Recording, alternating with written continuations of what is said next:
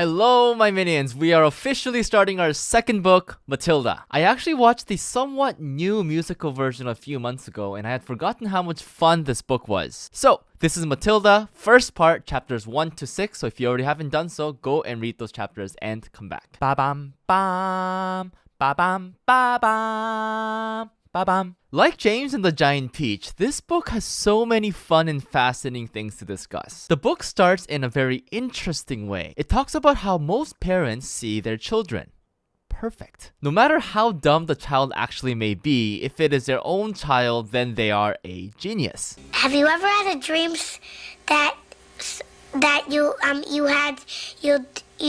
By starting the book like this, we are already getting the sense that the opposite is going to occur. Meaning, we're already expecting that we're going to have the opposite, bad parents, who think that their child is the most outrageously incompetent child in the world. To further this ridiculousness, not only does Matilda's parents think she is incompetent, Matilda is actually a genius. She teaches herself how to read, and later we find out that she can do math without having ever learned it.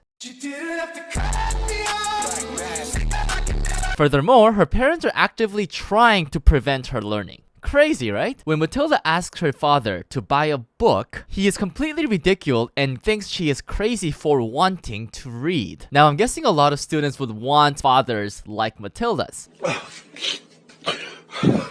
And in fact, the rest of her family is no different. Everyone in this family hates reading and hates learning in general. The only person who actually reads is Matilda. Now, that is chapter 1. Moving on. Ba-bam. In chapter 2, we learn more about her family. Her father owns a successful car dealership. However, he makes his profits through fraud, meaning he tricks his customers to buying his cars. Interestingly, the entire family has no problems with her father making money this way, but not Matilda. FBI, open up! When Matilda finds out that her father's business is fraudulent, she immediately calls him out for it, saying, "That's dishonesty, Daddy. It's cheating." Now, question 1. How could such a little girl with such parents know that this was cheating? Where do you think she learned this? Leave your answers in the comments below. Ba-bam. Now, let's move on. Now, with just the first few chapters, anyone can know that Matilda is definitely not stupid. And Matilda knows that. However, her father constantly calls her ignorant and stupid. Emotional, damn it! So, Matilda finally makes a decision to punish her parents. So, we start with her dad, applying glue to his hat. The plan is successful. Without knowing anything, her father puts on the hat and cannot take it off. I did not glue my hat to my head. Here comes question 2. Her father is an adult. He is way stronger than her physically. I mean, she hasn't even entered school yet. But with her prank being successful, we can learn that there is another type of strength that is stronger than physical strength. And that strength is what Matilda has. What do you think that strength is? I am the one, the way your son know. Ba-bam. Alright, let's skip a little bit ahead here. After the second prank, which was the parrot making it sound like there was a ghost in the house, we move on to the next chapter where Mr. Wormwood, Matilda's father, teaches his son how his business makes profit using simple math. Michael, which is the son, is terrible, absolutely terrible at math. I actually got a B in math.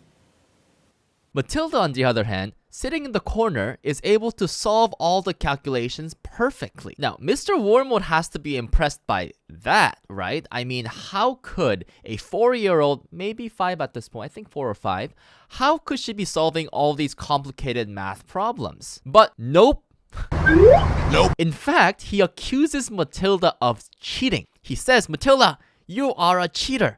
You looked at my paper." So let's dive into Mr. Wormwood's mind here. What would make him do this? Why couldn't he just be proud of the smart Matilda? Question 3. In your opinion, why do you think Mr. Wormwood accused Matilda of cheating? What do you think he was feeling that made him do this? Leave your answers in the comments below. Ba-bam. With such an unfair accusation, Matilda knows this time a big punishment is required. And so, she plots her final prank, changing Mr. Wormwood's hair color. Ba-bam. Okay, that is it for today's video, guys. Thank you so much for watching. Like always, put all the answers in the comments below, or click the link in the description below to join my free school page where you can download free worksheets. For next week's video, read chapters 7 to 12. See you next week. Ba bam bam. Ba bam ba bam. Ba bam bam. Ba bam ba bam. Ba bam bam. Ba bam ba bam. Ba bam.